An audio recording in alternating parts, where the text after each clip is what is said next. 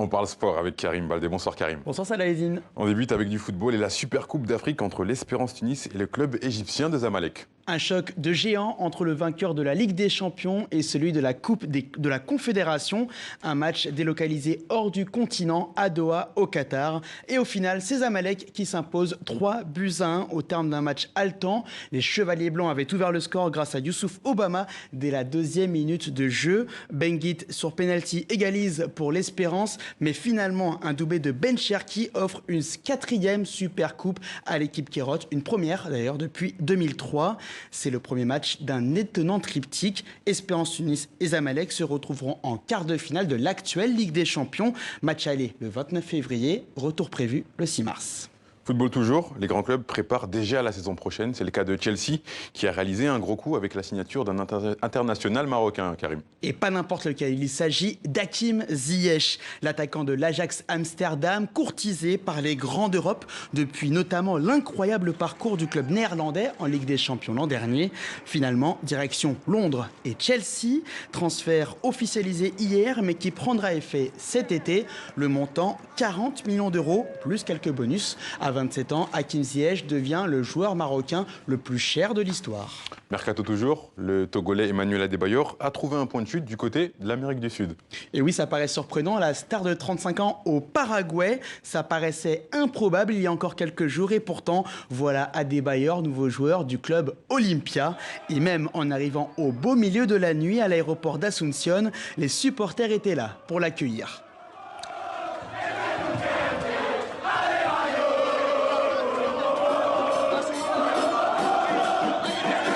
Il y avait de l'ambiance quand même, il y avait de l'ambiance. Adebayor tout sourire avec cette banderole qu'il brandit Ya estoy aquí, en français je suis ici. Nouveau défi exotique pour l'ancien pensionnaire des Éperviers, 2 mois après son départ du club turc de Kayserispor.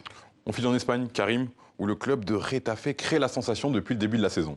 Personne n'aurait misé sur cette équipe de la banlieue de Madrid pour concurrencer les ténors de la Liga. Et pourtant, le conte de fées continue, 5e du championnat l'an dernier et actuellement 3e au classement. Les Azulones défieront demain après-midi le FC Barcelone. Dans leur rang, Alan Nyom, vous le voyez, international camerounais de 31 ans. Le latéral devra notamment faire face à la star Léo Messi. Écoutez-le. S'il ne marque pas, il donne des passes décisives, donc finalement c'est pareil. Nous allons essayer de l'arrêter, mais c'est très compliqué.